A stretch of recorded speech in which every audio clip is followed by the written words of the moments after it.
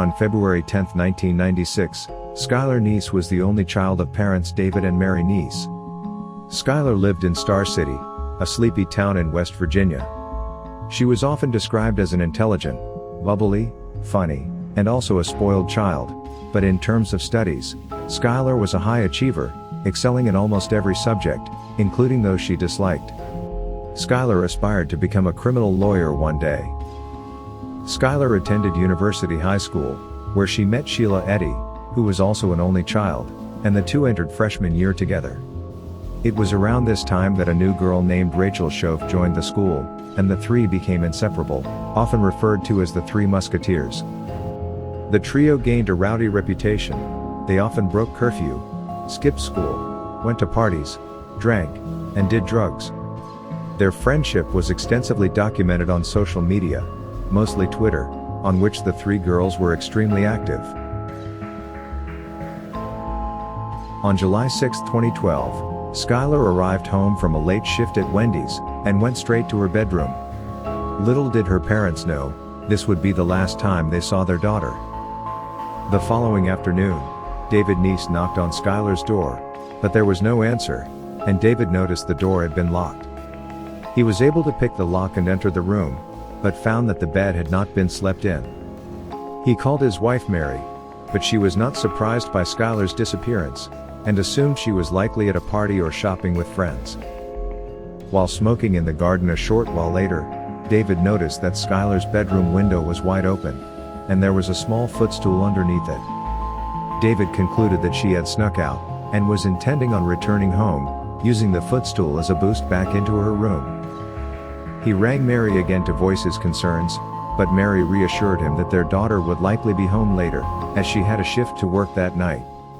6 hours later, at around 4 p.m., the family got a call from Skylar's employer, asking if she was coming to work that day, as she had not turned up yet.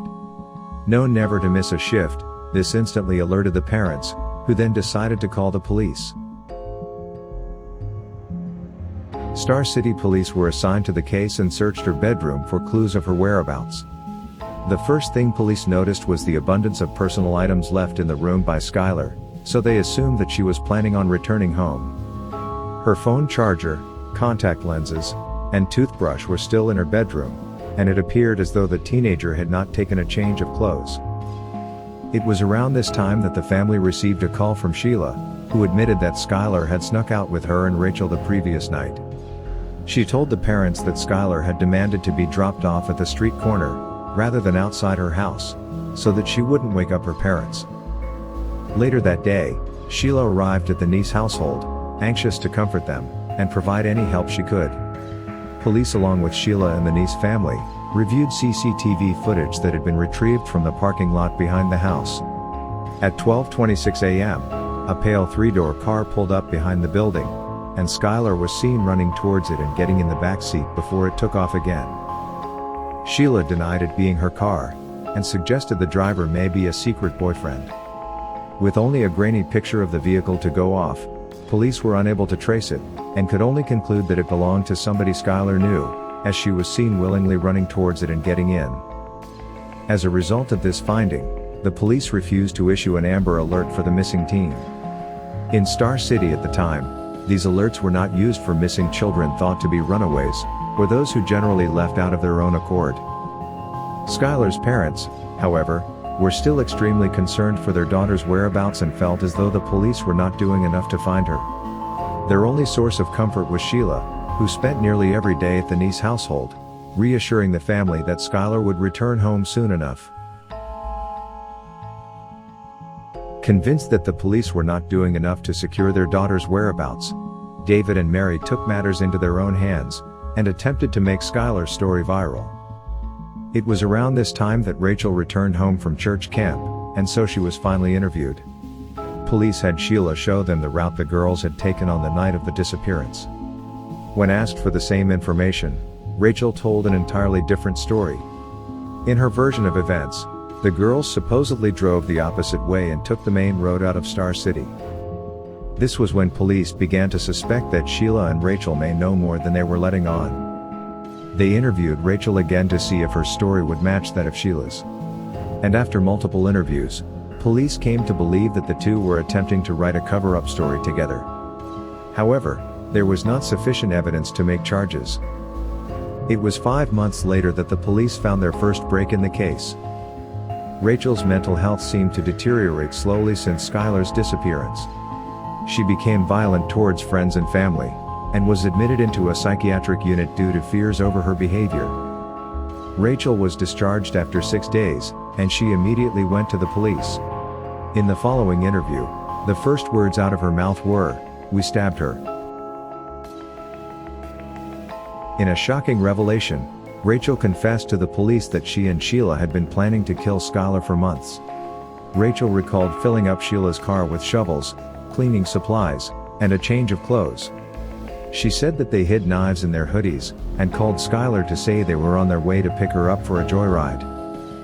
The three drove out to Greene County, Pennsylvania, and pulled over in a rural area. The friends walked away into the woodland, and on Rachel's count of 3, the two girls viciously attacked Skylar. In self-defense, Skylar grabbed one of the knives from Rachel, and stabbed her in the ankle, at which point she retreated. Sheila, however, carried on, stabbing Skylar over 50 times. The pair attempted to bury her, but eventually settled for hiding the body under rocks, branches and leaves. They walked back to the car, changed their clothes, and drove away. When asked why the girls would do something so horrific to Skylar, Rachel simply responded, "We just didn't like her anymore." On January 16, 2013, after her confession, Rachel Schoaf led investigators to Skylar's body.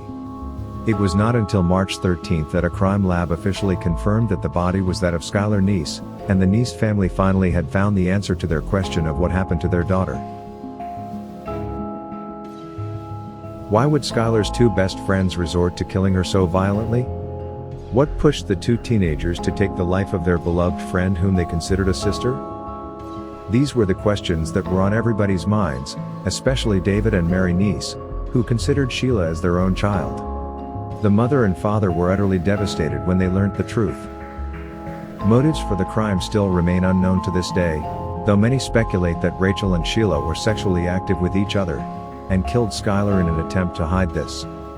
Entries in her diary and tweets sent out by the teen just days before her death suggested she knew secrets that she was willing to expose about her friends, and as a result, it is thought to be the reason for her death. On May 1, 2013, Rachel Schoaf pleaded guilty to second-degree murder. She was allowed a reduced sentence of 30 years due to her confession and plea of guilty. On September 4, 2013, West Virginia prosecutors publicly identified Sheila Eddy as the second alleged perpetrator of the murder of Skylar Neese, and announced that she would be tried as an adult. Sheila pleaded not guilty to first-degree murder, however, was found to be guilty, and was sentenced to life imprisonment. The two remain in prison to this day. Rachel is allegedly married to another prisoner within the women-only facility, which gives credibility to the argument that the two killed Skylar over fears of their relationship being exposed. Following Skylar's death, David and Mary Neese initiated Skylar's Law, which amended the Amber Alert procedure for missing children. The modification meant that an Amber Alert is to be sent out for any missing child, regardless of whether or not they appear to have vanished by choice.